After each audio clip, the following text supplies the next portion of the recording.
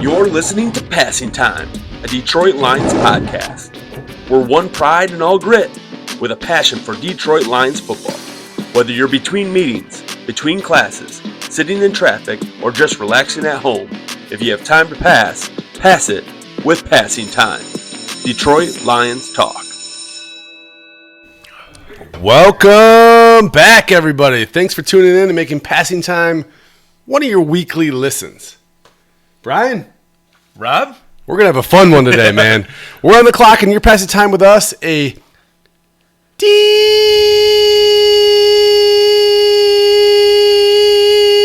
Lions podcast. I'm Rob. I'm Brian. This is going to be a fun one. Stay tuned. Go into this one confident that you're going to come out of here with either I hate Rob or I hate Brian, because we are on two sides of the fence. It's like Tim Allen talking to Mr. Wilson, you know. And we're going to figure out if you're a Tim Allen guy. Brian, what do we got on dock today? We got lots of stuff. We got free agent frenzies. We have Max Crosby and his saga. We got lots of stuff on there. Episode 45. New additions, potential holes, potential needs. Brad Holmes, are you buying or selling him? And that's the part. We're gonna bury the lead there. That's the part you wanna listen to. And then around the NFL, we're gonna talk about some game changing moves that happened, either trade or untrade or free agent signings that really have shaken up the complexity of who is a contender and who's a pretender for next year. You got to look into this, man. This is going to sway where we are in the first week of free agency. So also, no Bill this week. Sorry, Bill. All thrill. All right. So before we get after it, check us out on all the social medias. The LinkedIn's, what do we got here? No LinkedIn. We don't have LinkedIn here. Okay. We do have our, obviously the YouTubes, anywhere on Spotify. Look at where you find all your podcasts and such. We are also on TikTok. We're on Instagram, and so like and follow. All right. Segment 1, we're getting right into it. Lions new additions. All right. What do we got? Cade Mays. I love it. A need at center. We go out and sign a 27-year-old center for a 3-year deal, $25 million, 8.33 APY, home run. My take is game of musical chairs around the NFL. A lot of teams needed a center. Yep, and we improved our situation. I want to say that. It wasn't my first pick. Linderbaum was obviously my first pick, but we definitely were going to pay the price tag of a Tyler Linderbaum. Yeah, I mean, if you're going to the car dealership, you're going to a Chevy dealership, and your first pick is a Lamborghini, you're going to be awfully disappointed that you're not rolling out there your Chevy Cobalt, right? Like, right. We weren't in the market for a Lamborghini. We weren't. We were in the market to improve. We improved, and we're rolling out with a Chevy. So, lots of teams had a need at center. The Buffalo Bills had a guy hit free agency. What would have been a great pickup? The Baltimore Ravens had a guy hitting free agency. Would have been a good pickup. Is now a Raider.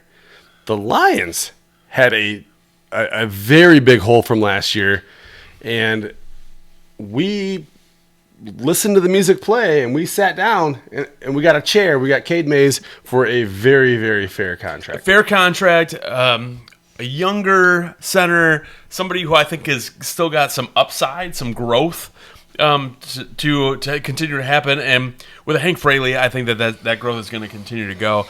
He is a good pickup. I think that he is a versatile center / offensive lineman that we can plug and play right from day one, and I think he's going to help our team. So, 5-star out of high school, came out of Knoxville, Tennessee, committed to Georgia, got bored at Georgia, went back to Tennessee.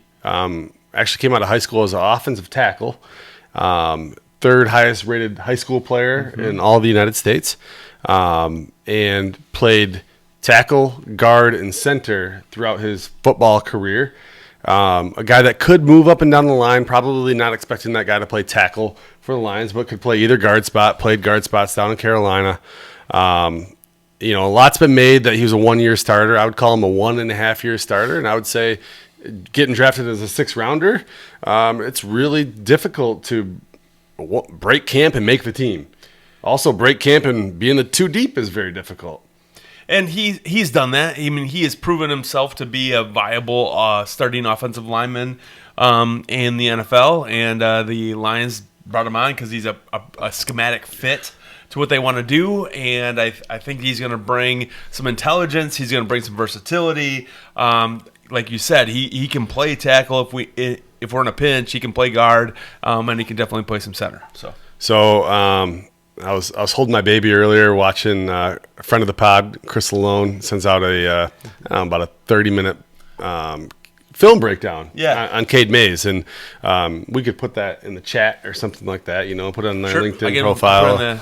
I can put the link in the link. the description. LinkedIn. Okay, yeah, perfect. Yeah. So one thing you notice about Cade Mays is, he's not like the most athletic center of all time, but he's a really decent athlete. Yeah. He's a guy that he knows his assignments. He has a lot of trust in his other offensive linemen.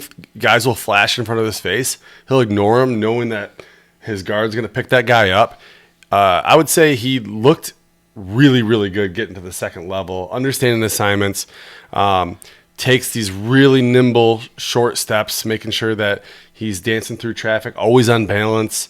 Was a guy that wasn't getting pushed over a whole lot, plays with really good leverage, really, really good in zone fits. It really looks like a guy that is tailor-made to go in there and be a plug-and-play guy that is not going to disappoint, especially in passing down situations. So let me ask you. I'm gonna play the devil's advocate because PFF says that run blocking is his downfall. He may be elite pass blocker, but he is bottom 33 when it comes to run blocking. What are we gonna say about this? We're gonna say that that's a tough. We can use PFF as our go-to stat when it fits our narrative, and also we can say, hey, PFF, you don't know what you're talking about when it doesn't fit our narrative, right? In Carolina's offense, there wasn't a lot of weapons, right? So teams are gearing up to get after the quarterback, maybe stop the run.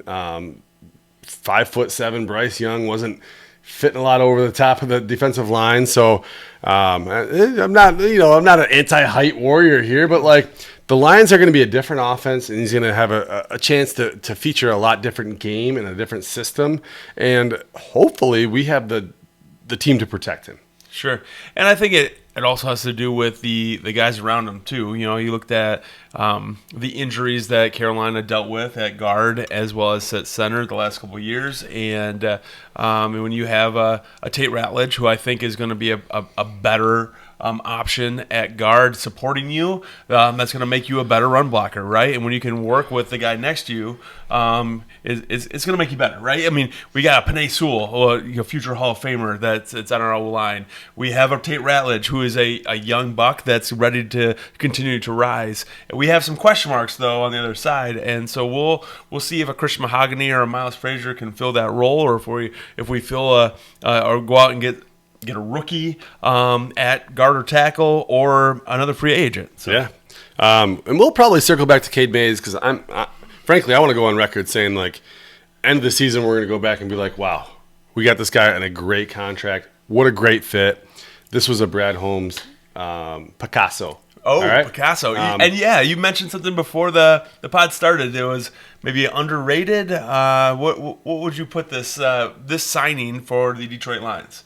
Underrated. This is a straight up stand up triple right here for Brad Holmes. Okay. He got decent term, low money, a young player, and I think it's at a position. I would argue probably the position that was the most need on the whole team.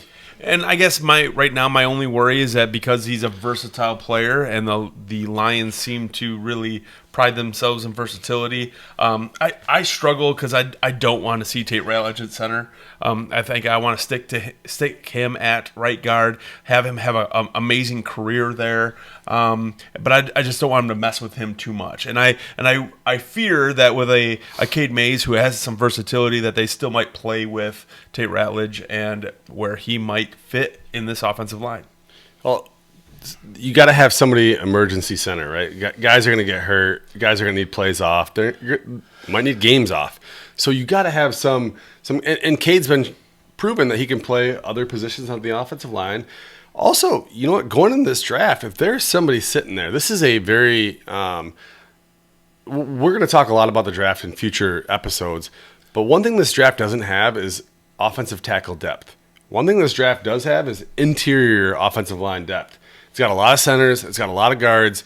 And if you can take a stab in a round 3-4 guy, if they're really good at center and you can force Cade Mays to play left guard, like, what a great problem you got there, right? Sure. Like, and you're giving yourself versatility, flexibility, and also depth. And if you've watched the Lions the last couple of years, you know that, like, depth is the most underrated thing when it comes to the Detroit Lions. Well, let's continue looking at that. Speaking of depth, Larry Borum is the next guy on our list of free agent signings. I'm hoping that as one of the tackle, he fills a depth piece, because I don't see him as a starter. It's a skipper, right? You know, it's a guy to go out there. Maybe he's your sixth offensive lineman here and there. Maybe he fills in a couple plays off. Guy gets his helmet knocked off. We stay healthy. Yep. He just comes out there, makes plays, has specific assignments, probably plays, special teams, both sides. And it's a 1 year, $5 million deal. And it's a 27-year-old. He's still looking at some youth in comparison to Dan Skipper, who is now on our coaching staff. And he can teach him a thing or two. Yeah, your whole life ahead of you, Larry. Yep. You're 27, man. Congratulations. Rock is back. 30-year-old Rock. I like this signing. I like bringing him back. He was not just a depth piece. He turned himself into a necessity for our defense, being able to fill some roles, especially with the injury bug that has plagued the Detroit Lions. So especially the Detroit Lions secondary, right? To be more specific, Rock knows the defense. Second year of this defensive coordinator, I think that's really, really important. Not a lot of risk here. 1 year, a little over $3 million. I think he earned every bit of that contract. He did. He got a little bit of a pay raise. He fills a role. He's trusted by Kelvin Shepard and staff and the guys around him. So he's going to be a guy that I think is going to continue to grow. And I wouldn't put it past him that he probably is not going to be a Lion after this year, because he's going to get some money. So yeah, and maybe he'll get some money from the Lions, right? Sure, that maybe. means he earned it, right? But one thing noted by friend of the podcast, Chris Lalone, second shout out tonight, is the Lions seem to get guys on pretty cheap deals with very limited term to give themselves roster flexibility, and those guys are going out and they're getting paid. So to me, it's a compliment to the chef. If your guy is signed for 1 year on a limited term deal, you're getting this guy in and he goes out and gets term from another team and more money. That's a tip your cap to Brad Holmes. Okay, and that's going to be one of Rob's tip of cap, and we'll get into this more in depth as the podcast goes on, because we have some arguments back and forth, disagreements, if you will, different takes along the line, because I want more. I want to see where we're at. I want to know a vision, and I want to my vision is Super Bowl or bust, and I want to know if he's gonna head there. Super Bowl or bust is a hard place to live, right? Like, you're just gonna be setting yourself up for disappointment, right? Each and every year. Well, 30 other teams, are going to be disappointed. But if I'm not striving to be the best, then what am I striving for? Be mediocre? Well, you could be like Chris and have a second team, Brian, if you want. But on this podcast, there's only one team. There's one pride. That's all we're talking about. So next free agent signing, Isaiah Pacheco. This, got some shockwaves out there, right? Like, a lot of opinions on here, like excited, and then we're looking at PFF and we're like, oh, it looks bad, like, don't let your eye test get confused with the metrics, though. The guy goes out there, he runs hard. I wouldn't call him a big sledgehammer, but solid rubber hammer. Runs hard, indestructible, okay. Not he's scared. He's not indestructible, though. That's the problem, is the last couple of years he's been banged up, and he has been plagued by those... Okay, willing to be destructed, all right? The dude plays with a reckless abandon. All right. He wants to go out there. He runs hard in an offense that you have a guy that's a bona fide superstar now that really he only deserves to get spelled when he needs a little bit of break. Otherwise, the offense is so much better with him out there. Having a guy that can go out there and run between the tackles, run hard, is a great thing. And Pacheco is going to be asked to do something completely different than he's been asked to do in KC. Fair. He's going to be fresh. I hope so, because we've been pretty spoiled the last several years in our transitions to running backs, right? I mean, we had DeAndre Swift, and we ended up replacing him with Jahmyr Gibbs, and so we were all very excited about the upgrade. Thanks, Brad. Thanks, Brad. Okay, and then we brought in Jameson Williams, and the guy had a record-breaking touchdown season, right? And we replaced him with David Montgomery. Thanks, Brad. And now we've traded away David Montgomery. We've given him some better opportunities for his career, but we replaced him with Isaiah Pacheco, who I right now don't see as an upgrade.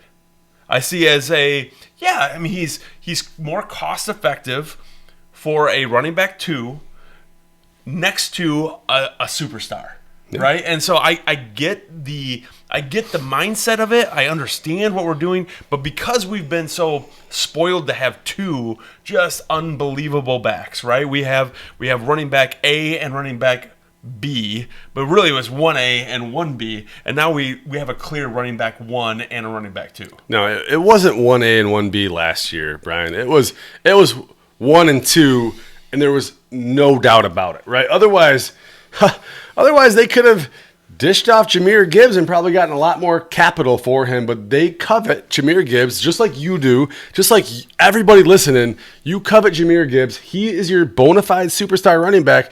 It's not 1A and 1B. One guy's ascending and one guy's descending. So we're going to go ahead and check on, this is the first time that Rob and I disagree in this particular podcast, because I agree that Jahmyr Gibbs is a bona fide superstar, but I disagree that we had a clear-cut running back 1 and running back 2 last year. I think it had everything to do with our offensive coordinator and how we utilized running back 1 and running back 2 this last year. But I do believe that David Montgomery was the straw that was stirring the drink, and we did stir the drink. Okay, well, you know what? Jahmyr Gibbs was twice as good at breaking tackles from a guy that is supposed to be not a tackle breaker, right? He's a better receiver out of the backfield, probably not as good of a blocker out of the backfield. We'll get into that. You know what? Stay tuned. Segment 2, I'm going to get up in my soapbox. I'm going to bury this guy. We're gonna get further into it. Malcolm Rodriguez is back. All right. Jake Bates is back. Jake Bates. Teddy Bridgewater is back. I love the Teddy Bridgewater. I do believe of anything that we've done this offseason thus far, Cade Mays might be my number 1 most exciting. Teddy Bridgewater is my number 2. So. Well, you seem way more excited about Teddy Bridgewater than the part 5 minutes back where we announced Cade Mays is. Well, I'm going to say that we've more than improved our QB2 position with Teddy Bridgewater. Somebody who knows the system, knows Brad Holmes and Dan Campbell, knows what Jared Goff. He's a good guy. I love Teddy Bridgewater. Teddy, it's funny. A couple years ago when he got brought back and we had a backup quarterback all year, and he got brought back basically like midweek, and they trotted him out there when times mattered. The fact of the matter is if you're watching this and you're like, well, Brett, Teddy Bridgewater is underwhelming. Look around the NFL, all the backup quarterbacks are pretty underwhelming. Like, you need a guy that's a good locker room guy, who's a good leader guy, that knows the offense, that can basically the coaches put the bumpers on the lanes, and you just kind of figure out how to get the ball to hit a couple pins down, versus trying to shoot for strikes with your starting quarterback. Let me ask you another question though. Okay, last time we brought in Teddy Bridgewater, we also brought in a Hendon Hooker. Okay. So are we utilizing Teddy Bridgewater as somebody who is going to be able to coddle and develop a rookie quarterback in this process? I would say draft QB. Teddy's track record of coddling those quarterbacks isn't very good, because that Hooker's on the corner right now looking for a job, right? So I don't know about that, but I see some tricks. I see your point. but I don't know if he delivered that. Okay, but it does fair give the Lions the ability to take a stab out there Sure. at a late round. We got a ton of late round draft I picks. hope that's all it would be, but I still wonder if QB is on their bingo card when it comes to draft day. That'll be interesting. This draft is not known. Again, future pods.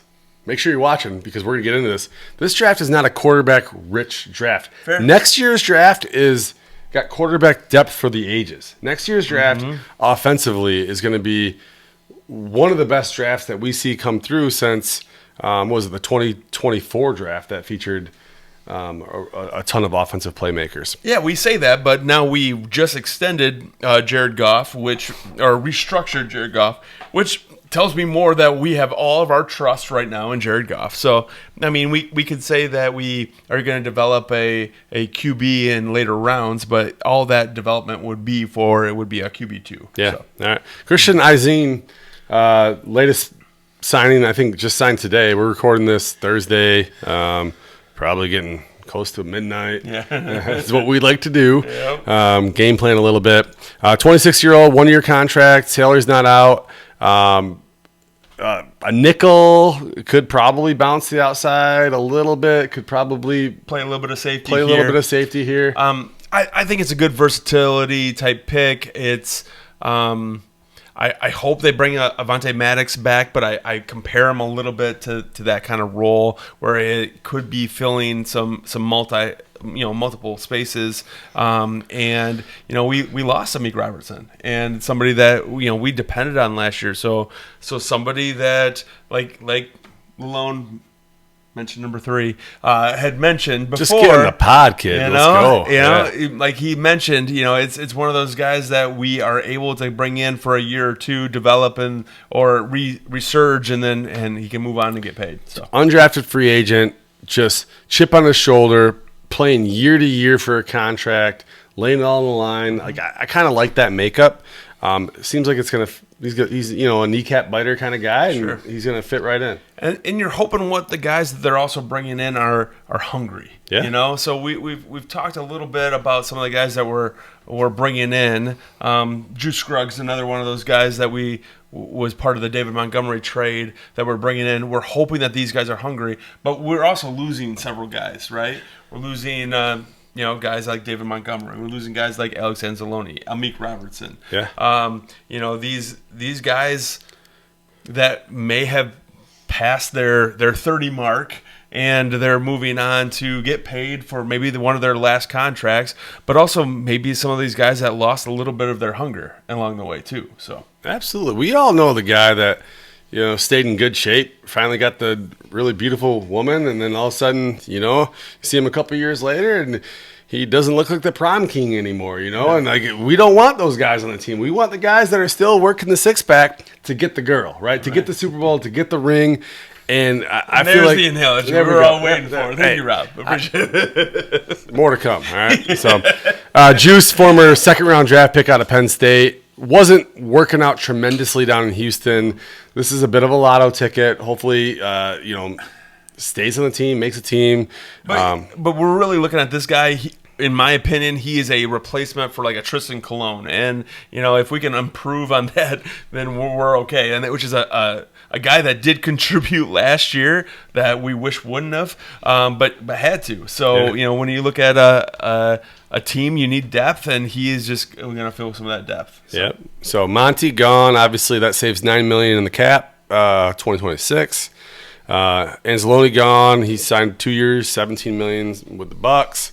Meek's gone. 2 years, 16 with the Commanders. Khalif just signed 1 year, 5. Bears. Sorry. I love Khalif, but a turncoat, is that what you want to say? Yeah, I want to say something, but got paid though, 1 year, 5. Like good for him, right? Like he got a big upgrade. And go Indiana Bears. So yeah, the Gary Bears. Taylor Decker, he's out there. Taylor Decker. Yeah.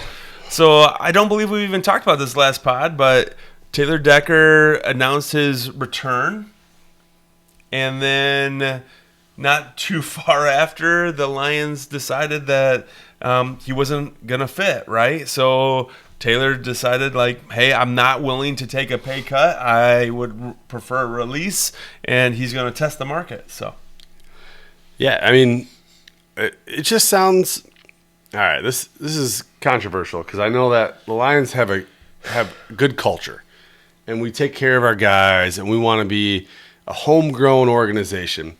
But also, this is a big boy football now. We're shooting for a Super Bowl here, and we're not going to take care of our guys at the expense of our future, right? And it sounds like the Lions were like, all right, man, we'll take you back, but it's going to have to look a little different here. Mm-hmm. You're not going to be paid like a superstar. You're going to be paid more like a 32-year-old production level that's been average at best indicates, yeah. And he was like, whoa.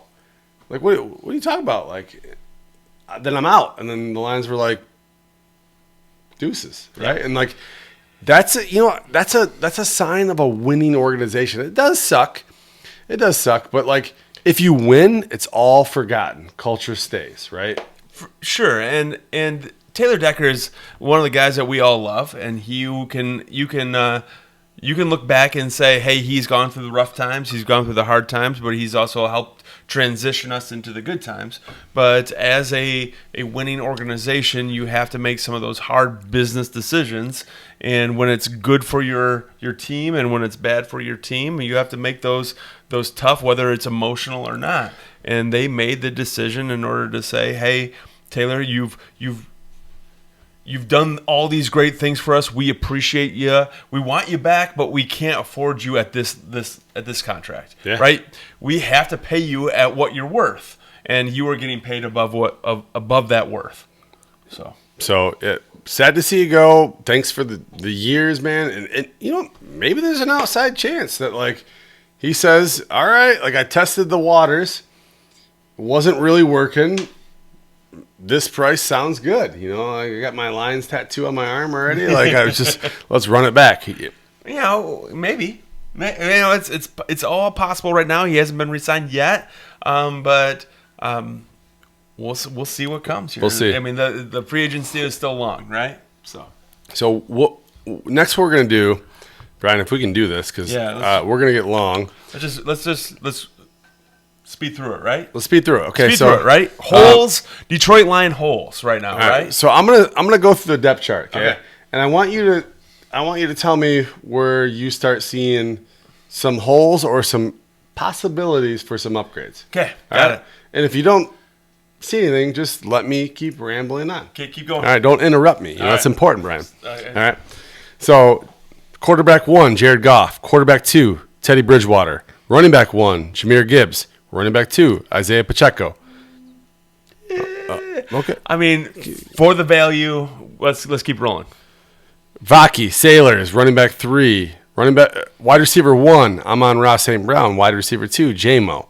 Wide receiver 3, Isaac Tesla. Kennedy was just re-signed. Wide receiver 4, Lovett is there.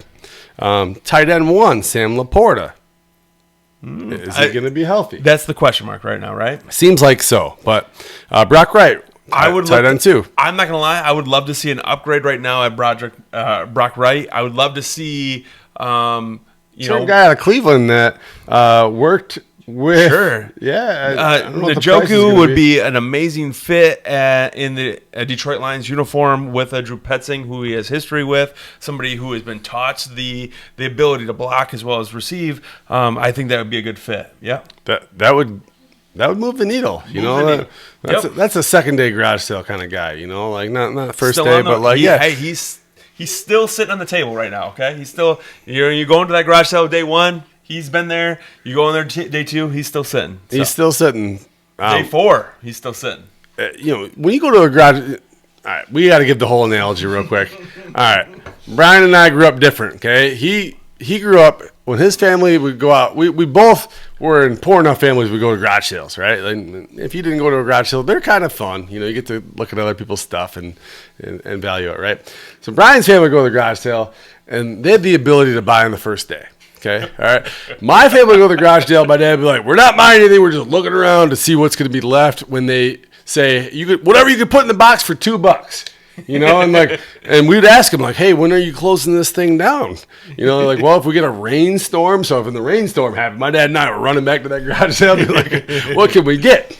Or like, Sunday at 4:00, we're gonna do like last call, and that's we're big on that last call. Okay, I know you like that first day. We dreamed about that first day, but that second day, and Joke, he's sitting there, right? Y'all didn't pick him up on the first day. I'm not gonna get him on the fourth day. Somewhere in the middle. So I think that's a guy that could sign in the next couple days here with a team, and the Lions could be a taker on that team. Yeah. Let's get rolling back. Left tackle. I don't know who to name here, Brian. Well, right now we have Manu, we have Abrasam, we have not a left tackle right now. We need a left tackle. So I'm imagining a first, maybe second round draft pick right now that would fill that role. Left guard, Christian Mahogany. Center, Cade Mays. Right guard, Tate Ratledge. Can I push pause on that left guard right now? Well, you are 2 positions too late, but yeah, you go ahead. I still would love to see a free agent veteran left guard that could come in and at least compete for that position. Well, if Christian Mahogany wins that spot, or if Miles Frazier wins that spot, then awesome. That puts us in a really good position. But I want somebody who can compete for that spot. And this is going to be, like you said, maybe Sunday at 4, where you're pulling up that box, right? Yeah. So. Yeah, I hope some of you guys on the pod can relate to that. If you got YouTube already loaded on your phone, chances are probably not. Also, as I mentioned, the interior offensive line in the draft is loaded this year. So there is potential that the Lions are seeing that, being like, you know what? We have a couple guys that can compete at left guard, and maybe we'll introduce a guy on day 2, day 3 of the draft that can go in there and plug a hole. Well, it better be 4 or 5, because we do not have a round 3. Excuse me, round two. Round 2. You're right. But the Lions can easily create a round 3 draft pick, right? With all their depth. Yeah. All right. So backup: Frazier, Borum, Manu, Scruggs, Michael Neese, a bunch of guys, right? Yep. Like that. Let's get back into on the defensive side. Aiden. And then who? Then there's a lot of holes, right? Yes. Yeah. We have a ton of holes at the end, and they have got to be filled, some of which I think may be happening in free agency. Again, I would love to see more of that day 1 of the garage sale, but we're already past that. It's going to be like middle of that garage sale. I'd love to see a fill in that DN spot, and then in addition to that, somewhere in the draft. In a defensive tackle, McNeil, Williams, pretty set there, right? Yeah, I would say that we are reliant on a resurgent of Ali McNeil a year after his injury, year 2 of Tyleik Williams, who I think, carved out a role for himself. I think he knows who he is and what he can continue to grow into. I would say the expectation there is like he's going to have a solid year. He's going to build on his rookie year where he wasn't asked to do much with, you had TJ Reader, you had other guy, Roy Lopez. Like, you had a lot of depth there, and you let him grow at a really decent pace. I'd be intrigued to see what he is, because reality is he's still a round 1, though it's the end of that first round draft pick. But you would want him to contribute like a round 1 draft pick. So we'll see what that is. He's going to be given that chance, right? Yep. So Wingo, Onwuzurike, Lacey, and maybe there's a slight hole, though. There's a lot of depth in the interior defensive line already. I mean, it depends on what your thoughts are on Levi Onwuzurike and what he is going to be able to contribute. We released Josh Paschal over the week, and we still have a Wingo who we don't know if is he a schematic fit or not, and Tyler Lacey, who played sparingly but enough to be that depth role. So I think in the scheme of things, we're probably most comfortable at interior defensive line. Probably. Than almost any other position, right? So we go to linebacker. We got Campbell, Barnes, and Malcolm.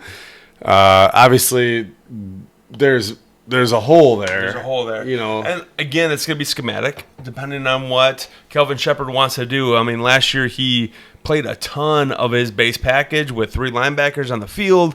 Is that going to shift to more of a nickel back, more primarily, or is he going to find his Nowaski that can fill in for a Alex Anzalone, who is now left and gone to the Buccaneers. Yeah. So cornerback, this is an interesting area. You got DJ Reed, you got Terry Arnold, who's dealing with, he's on the outside looking in right now, which is a good place to be on a investigation down there in Florida. You got Rock back. So frankly, that's a pretty good 1, 2, 3. If they stay healthy, you're like, all right. I like our guys. But the last several years, we haven't stayed healthy. So. You're right. And you know what? Like, does everything get to the means? Do we finally catch a break on health, playing a fourth-place schedule? Do we not get beat up so much? I don't know. I hope so. You got Dorsey, Whiteside. You got Rakestraw, right? This is a make-or-break year for Rakestraw that, last year we're on this podcast, we're talking about, rich man problems, and Rakestraw was a guy that we're like, man, you got this long, rangy cornerback that can match up with – he can be a weapon. Obviously, he's not stayed healthy, which is very disappointing, but this is a make-or-break year. We can write him off after this year if it doesn't work. But he's on the roster. He's on the roster. And we mentioned free agent signing there and Eisen. Safety. Big old question marks. Yeah, Joseph and Branch, when healthy, best tandem in the NFL, maybe. But currently we have an Achilles, which brings Branch back in October, maybe. That's fine for a Super Bowl contender, Brian. Sure, if you make it there, right? And Kirby, who we question right now, how many games is he going to play? How many is he going to make it through training camp? There's lots of question marks on that knee right now for Kirby. And what is he going to be able to give to this We got team? some Legion of Whom holdouts there. Harper's sitting back there like he's a solid player. Dan Jackson, I'm last year's rookie who went directly onto IR because my opinion is his body was not ready for the NFL. Hopefully, an off-season worth of workouts and training it allows him to be to be able to be a contributor. I still don't see that guy more than a special teamer, but we'll see. Well, this year, your body's not ready for the summertime, so maybe we should go on some GLP-1s. Wow. Let's get after it. Okay. Segment 2. Brad Holmes. All right. Brad Holmes is playing some 3D chess. Don't dare think differently, Brian. I have big question marks, man. Don't dare think differently. I have big question marks. How you feeling on Brad? I question what is the route, what is the vision of this Detroit Lions? Are we retooling right now? Are we restructuring right now? Are we rebuilding right now? Or are we putting our chips all in and going for it? We are trying to paint this window that's elongated, right? And anything can happen during an elongated window, right? Like you hit gold with a couple rookies. You hit gold with a free agent. You make a trade in the middle of the year that during your elongated window allows you to go out there and compete, right? Like most GMs play the market, right? They're playing, they're looking, they're going out, they're going to the garage sale on the first day, right? And they're looking for that splashy hire. Brad Holmes is neutralizing the market, right? He's looking at his homegrown talent. He's signing them early. He's getting them contracts. He's essentially buying high-end talent for a discounted price. So he's like, hey, before you put all that shit out there in your garage on sale, I'll give you $20 for that piano. And I don't know. Like, that piano could go for $50 out there. But, he's looking at a couple pieces that he has. JMO, one noteworthy. We're going to talk about that. So, 40 years, Brian. We're both been around being fans for 40 years. This is the golden era of the Lions, right? The vision, right? The credit to Brad Holmes and Dan Campbell. This is their absolute vision, right? And we'll just look at the controversial JMO signing, right? Sure. I agree. Okay, you're giving this guy a lot of money. You're paying him big wide receiver 2 money. Then all of a sudden you look at Alex Pierce Yeah. getting paid. You What, look at 114? Romeo Dobbs getting paid, and you're like, this guy, those guys are both older. They're both not more productive than JMO, and they're getting more money than JMO, right? Like that's a huge play, and that doesn't show up yesterday. That shows up tomorrow, right? It doesn't maybe even show up today, but it shows up tomorrow when you're essentially looking at the inflation in the market and you're cutting it down because you're getting out in front of the inflationary environment, and that elongates the window for the Lions to go out there and make maneuvers that they typically wouldn't be able to make with the homegrown talent and the guys that they already have. Okay, so they've done the JMO signing, they've done the Amon-Ra signing, they did the Hutch signing, they do the Panay signing. You know, they've done all these signings of their guys, which they believe in, and I still believe in. And I would say that they've done them early, right, in order to try to save a buck in the future. And I can appreciate that. But what have they done with that capital that they saved in order to push them to the next step? Well, beyond like their guys and their draft guys, because I felt like last year they almost hamstrung themselves because they were waiting to sign the next group of guys, right? Yeah. And this year they haven't yet signed them. Yeah, they still are the Jack Campbells are still all pro, going to demand some cash, right? The Jahmyr Gibbs, who are running backs, who are going to demand some cash. The Sam Laportas, who are injured and going to demand some cash. The Brian Branches, who are injured but still going to demand some cash. Like, what is your vision? Are you going to sign those guys to early contracts in order to try to save a buck in the future, but in turn not be able to make that splashy play to push us over the edge? I think you answered your own question there, right? So, like, by signing Amon-Ra early and really letting them set the tone at the wide receiver position, only to, like, 9 months later, he's looking at the market being like, man, he's extremely underpaid. By signing JMO early, by doing some of those moves early, you're allowing yourself to make sure it's not. Don't take it for granted that the Lions get Jahmyr Gibbs back and they get Jack Campbell back and they can afford those guys. Like, this is a cap league.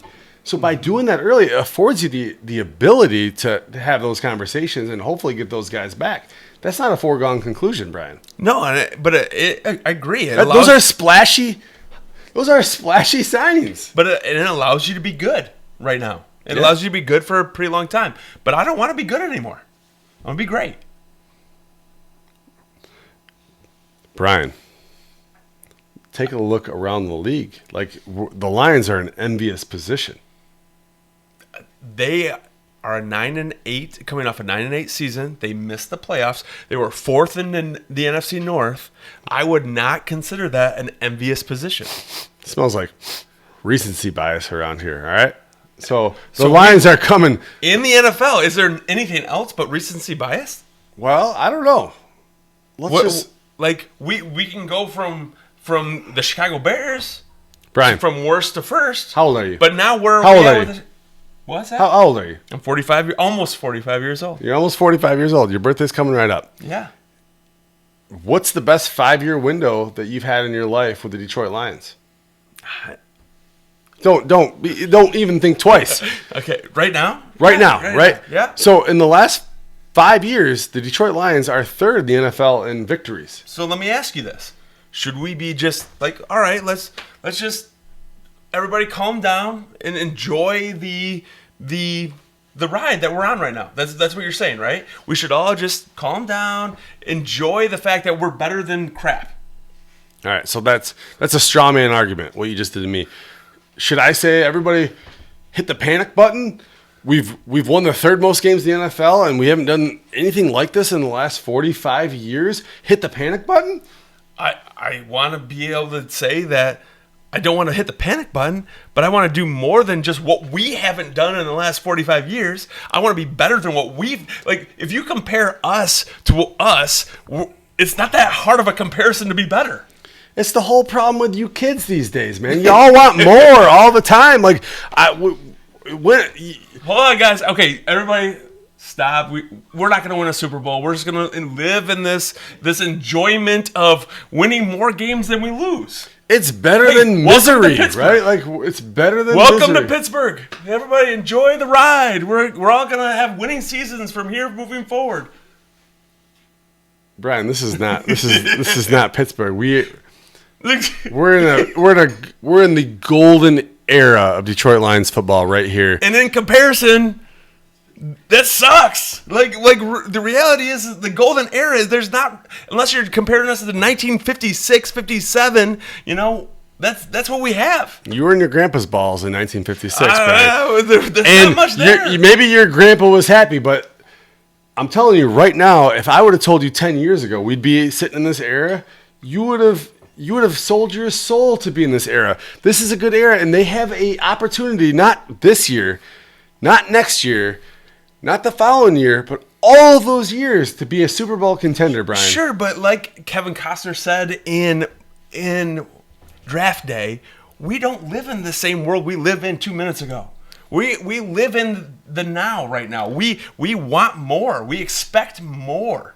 We don't want to just make the playoffs. We want to win in the playoffs. Some terrible writer wrote that script for one of his shitty movies, and we're not quoting that. Movie. We're not quoting that as like what's going on. We don't live in the same as world the kids say in real life. We live in a world where we want to be competitive. This is in we real live in life. a world where we want to win. We are competitive. We missed the playoffs by a tiebreaker.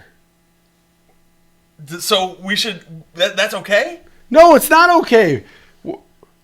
2 years ago, did Seattle make the playoffs, Brian? They did not. Okay, this is going to be fun. The following year, what happened? They won a Super Bowl. And we did the research. Did they go shopping at that garage sale on the first day and get all those shiny objects? Or did they wait till my dad said it's okay to go on the fourth day?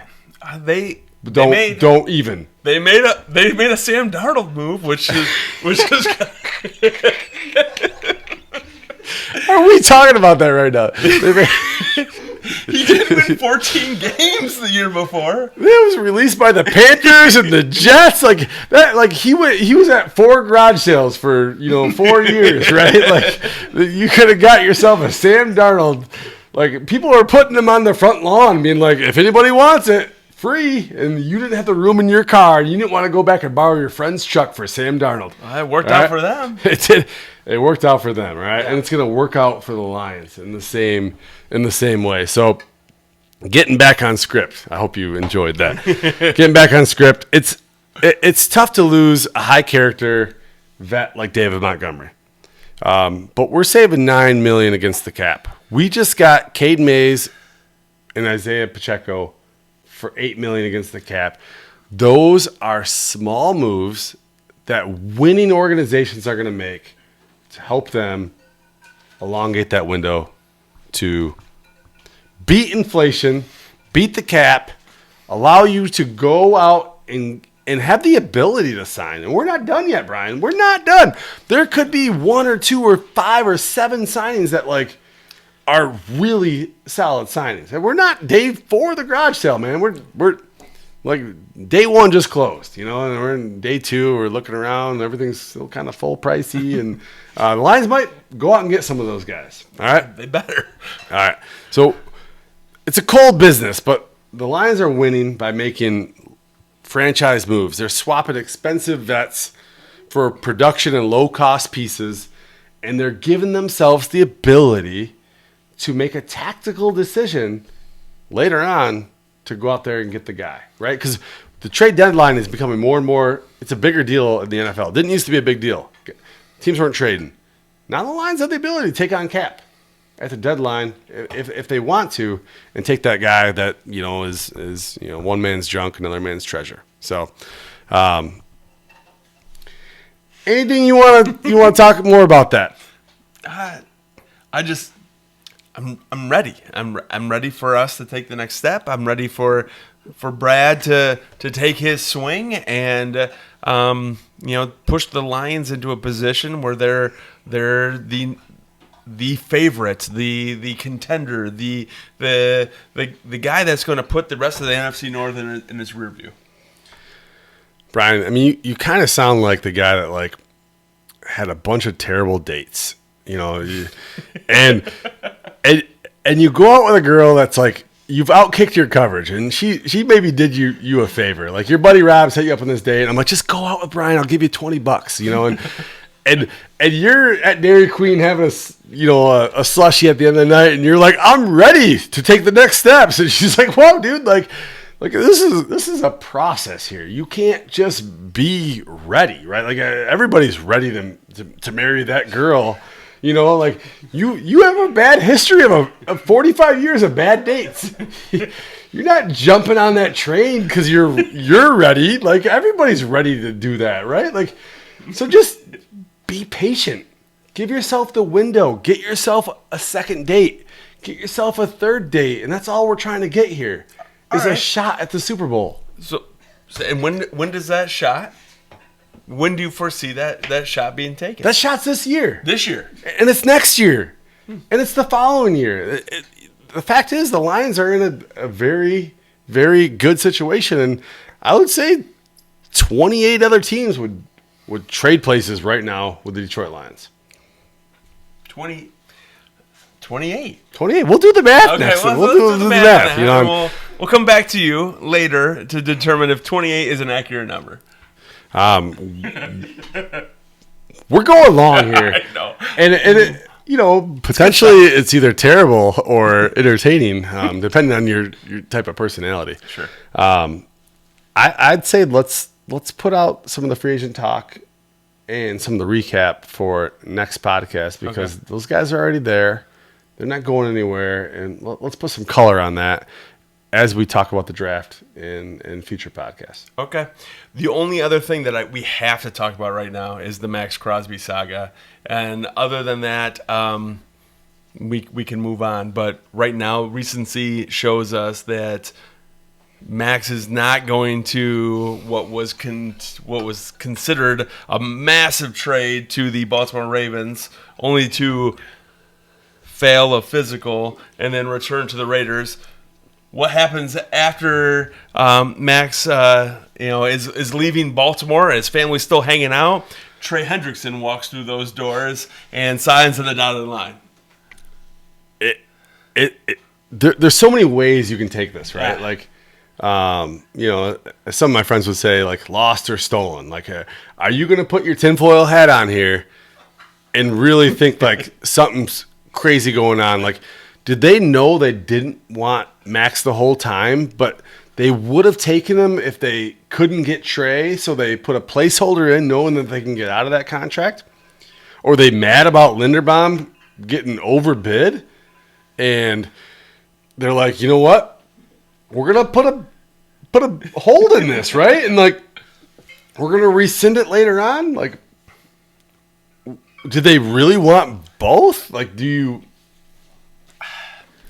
Or does this backfire on them? And does this put the Raiders in a position where they normally wouldn't have spent like they spent, and then they spent in free agency like they had no worries, no cares, no cap space whatsoever, and then they also bring back one of the top 5 defensive ends in the league? So the Raiders have a window. Okay? How big is there a sliding glass door? Is there a small little... With Max Crosby, it's one of those 6 sliding glass doors. You can accordion them all down, right? Yeah. Because the Raiders go out there and they lose their first 3 games, but Max Crosby has 4 sacks, 5 sacks. He's a game wrecker, and he's proven that he's in physically really good shape. You want to know what the Raiders can do? They can go to the Lions. They can go to a contender and say, do you want this guy for 2 first-round picks?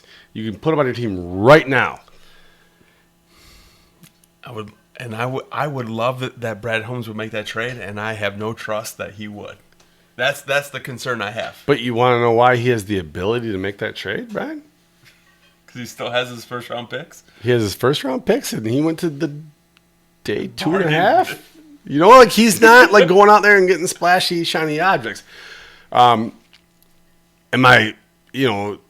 Max Crosby to the Ravens he'd have been a game wrecker over there, right? And Trey Hendrickson, I'm just glad to put the talk to rest on the Detroit Lions podcast about Trey Hendrickson. He will not be a Lion, at least for the next couple of years. Max Crosby potentially gets redealt, which would be really weird because he put out another thing out there, like essentially a Taylor Decker. So like it tells me it could happen, but like, hey, I'm glad to be a Raider. I'm a Raider for life or whatever. And until the next time they trade me or I want to leave. So yeah, and that potentially, it could happen. The Raiders go out there and they lose their first 3-4 games. Culture erodes. He says, "Get rid of me." Maybe a team gets a similar deal, or maybe it's a little bit of a dented can type deal. Right. It's just an interesting saga that has been going on, and you don't see this very often in the NFL, especially with the type of player like a Max Crosby. I mean, he is one of your top tier players. A 2 first round type picks that has really just set ripples throughout the NFL when it comes to free agency, when it comes to trade markets, when it comes to all this stuff. It just happens to be lucky that the Raiders still had cap space in order to bring him back, even though that they made all of these moves along the way. So it was wild, and I don't know what your take is. If you got something hot, send it in. We'll talk about it. But it's wild, and I don't think it's over. And maybe over isn't like in the next day or two. We even talked about like delaying this podcast until now Thursday night because maybe we'd have some more details on the Max Crosby deal. And you're like, as long as he doesn't go to the Bears, I just didn't want him going to the Bears. That's it. Like, I don't care if he comes to the Lions at this point as long as he does not go to the Bears. Yeah. So off season's obviously heating up. Brian and I, we're fired up. We got the draft talk. We're going to put some more color on the game-changing signings of free agency, how it affects the North, how it affects the NFC, contenders in the AFC. We got a lot to talk about. We think that we're the greatest podcast for the Detroit Lions if you want to talk off-season football. And we're in the top 100 if you want to talk during the season as well. Anything else you want to put on this pod, Brian? That's it. No, that's it. So please follow, subscribe, interact. It's the off season. We're trying to keep you entertained. This was a fun one. We appreciate you. Stay gritty. Go Lions. Go Lions.